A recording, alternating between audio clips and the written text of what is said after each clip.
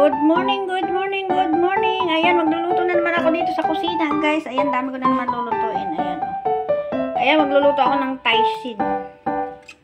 Taisin! Ayan yung taisin. Alam ko ng simbanggo at saka hunglupo. Ayan. At saka tokwa. Paprito ako ng tokwa, adobong tokwa. Ayan, ito po ang dawak ng tokwa. Adobong tokwa. Ayan. At syempre, hindi mawawala ang fish hamor para sa alaga ko yan. Pagkain ng alaga ko ay fish hamor. Aadobuhin ko din yan para sa alaga ko. At pagkain ng alaga ko, haitai. Ayan. Luluto ko din yung haitai ng alaga ko. Ayan. Pagkain niya. Kasi pampayapot kasi yan ng pagkain ng alaga ko. Kasi hindi siya kumakain ng normal. Biniblender ko yung pagkain niya. So, pag nilagyan ko ng blender na haitai, siya, yung mayapot. Hindi siya mahihirinan. So, kailangan ko ng haitai para pag-blender. So, lulutuin ko yan. I-steam ko lang yan, guys. Pero binababad ko muna kasi binibili namin yan sa online. Maalat. So, kailangan yan ay ibabad ng hanggang tanghali or basta matagal na babad yan saka mo iluluto. Pwede rin yan, guys, pwede rin yan gawing salad. Masarap din yan gawing salad. Pero kami, ang ginagawa namin, pakain lang namin yan sa alaga. Ayan. At, naglinis din akong talbos kamuti. Ulamin ko. Ako lang ang kakain yan. Kasi si Evelyn hindi kumakain ng talbos kamuti. Sa akin lang yan. Yan. At syempre, ito na. Yung paramihan kong lulutuin na panggabi. Ano na naman yan, guys? Repolyo. Ang dami namin tambak na repolyo, guys. Grabe. Ang repolyo namin sa isang tabi ay ilan-ilan dahil sobrang mura ng repolyo dito. Grabe. So, at least kung alin yung mura, yun na lang ang kakainin. Iniingatan ko yung aking cellphone. Baka malaglag na naman. Ay, nako, delikado. Tubig pa naman to. Baka malaglag. So, ayan. Medyo malayo ako pag nagbe-video. Kaya, kasi ako? Lagi kong naalpas ang cellphone ko pag nagbe-video ako. Grabe na. So, ayan na nga, guys. Lilinisin ko na yan. Hihiwain ko na kasi nababad ko na at nahugasan ko na. So, ayan. Kaya kailangan ay hiwain ko na yan. Okay, guys.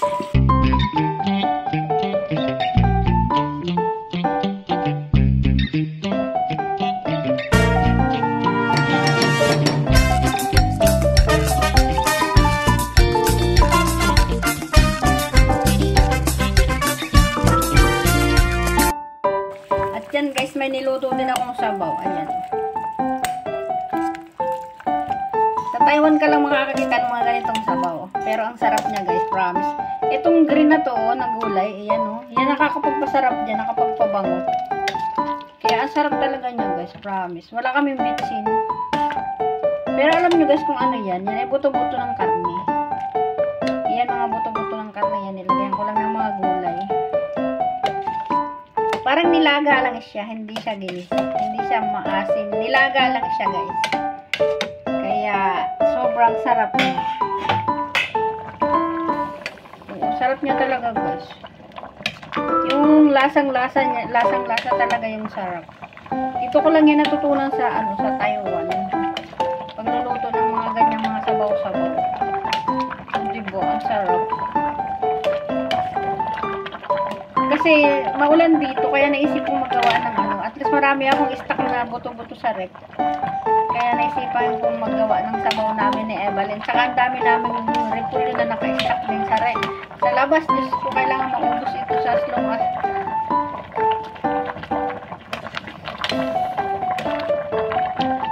So, ayan, guys, ang sarap-sarap talaga niya. Grabe. So, diba? Higop na kayo, guys. Sarap. Yummy!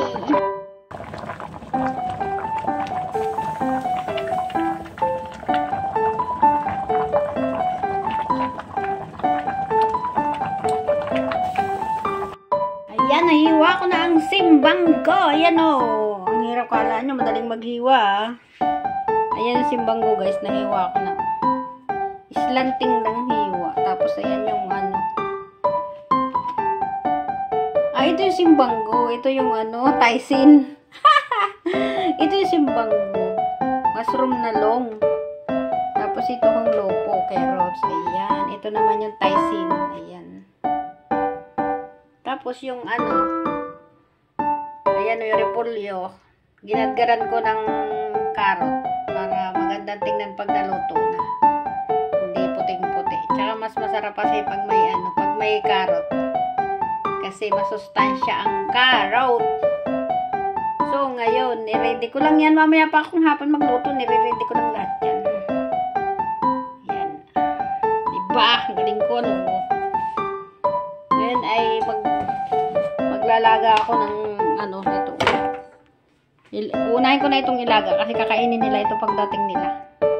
Lulutuin ko sa tingko. Yan. Paborito nila dito ang mais. Mura dito ang mais, guys, kaysa sa Pilipinas. Hindi ko alam kung ba't sobrang mura ng mais dito. Ayan na nga, guys. Tutuloy ko pa lang yung ginagawa ko. Ayan na, guys. Nagluluto na ako ng isda ng alaga ko. Ang fish hamor ng alaga ko. Iluto ko lang siya sa tukoy at suka. Ito yung suka. Konting paminta. Ayan. Para naman masarap yung pagkain ng alaga ko. Diba? Hindi lang kami ang masarap ang pagkain. Pero i-blender ko yan, guys. Kasama ng mga maraming kasama yan. Diba?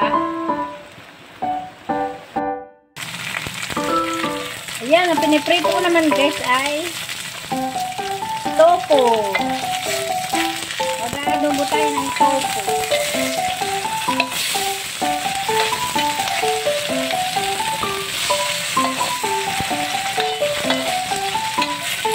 Tofu hongsa ang tawag dito. Tofu hongsa.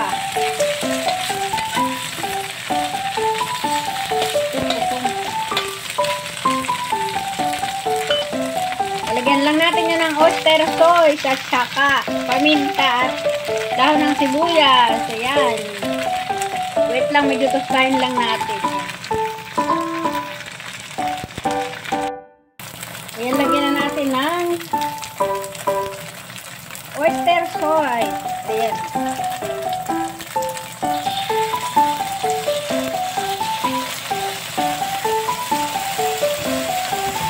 Siyempre, dahon ng sibuyas. Hindi naman maluluto kung hindi natin lalagyan ng konting tubig.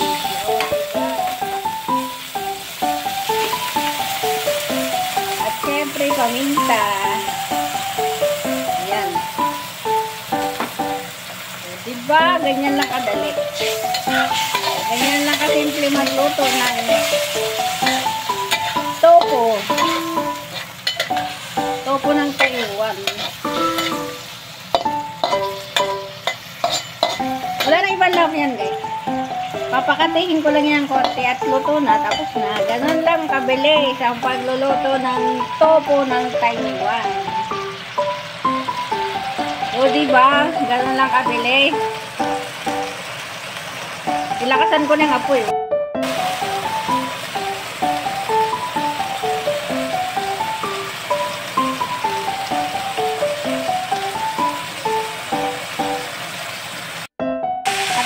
Guys, yung Tysin. Lagyan lang natin yung asin. Asin lang naman lawak niya. Walang iba. Asin. Paminta. Siyempre, tubig. Hindi maluluto pag walang tubig. Ayan, tapos tatakipan na lang natin yan. Pagkatapos niyan. Walang ibang lawak yan, guys. Tatakipan ko lang.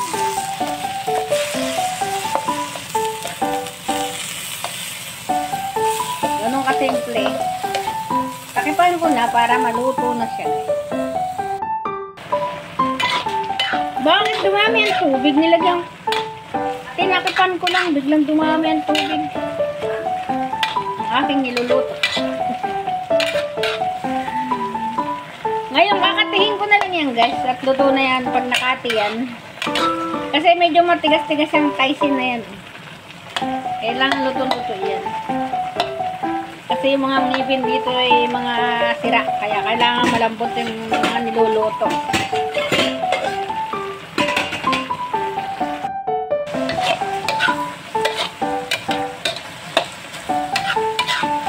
Yan, katin na. Pwede na kahunin, guys. Ang aming gulay na taisin. Wala nito sa Pilipinas. Guys, itong taisin na to. Wala akong nakikita. Gusto ko lang nakita yan sa Taiwan. Ayan, katin na. Pwede na hanguin. Bilis na, oh. Ganyan ako bilis magluto. Diba? Last na lulutuin, guys. Ayan. Kulichay, ang pinakalas na lulutuin. Ayan, mag-umpisa lang magluto. Ang pinaka masarap na makulay na kulichay, ang cabbage. Ito yung pagkain ng alaga ko. Ayan, may kamuti, may isda, may haytay. Pero lalagyan pa yan ng mga gulay. Marami pang gulay ilalagay dyan. I-blender yan, guys. Ayan, ang pagkain ng alaga. Ito yung haytay na niluto ko. Niluto ko sa steamer. Lutong-luto na siya, guys. Ayan. Ganyan kasimple yung pagkain ng alaga namin. Para humaba ang buhay. Ayan. Pag gusto nyo humaba ang buhay, kumain kayo ng haytay. Ayan. Ayan pa, oh. Ayan ang kulichay. Paluluto na, guys, oh. Napadami yung tubig ni Evelyn, kaya ayan, binabawasan ng tubig. Okay na yan. Kasi matigas yan pag hindi mo niluto masyado.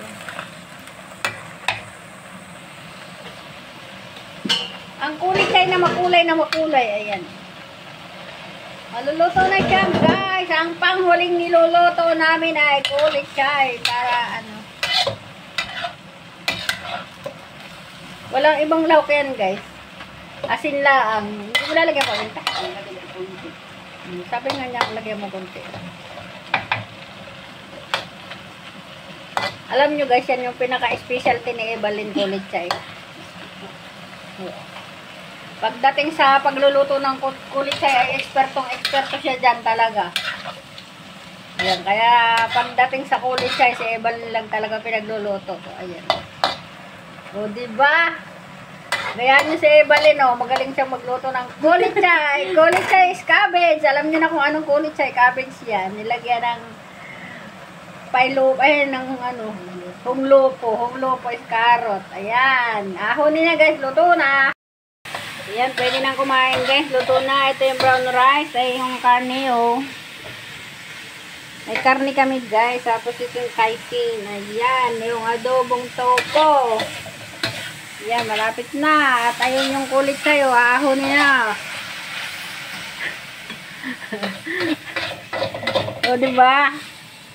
Ayan, dyan na nagtatapos ang aming pagluluto. Kain na na.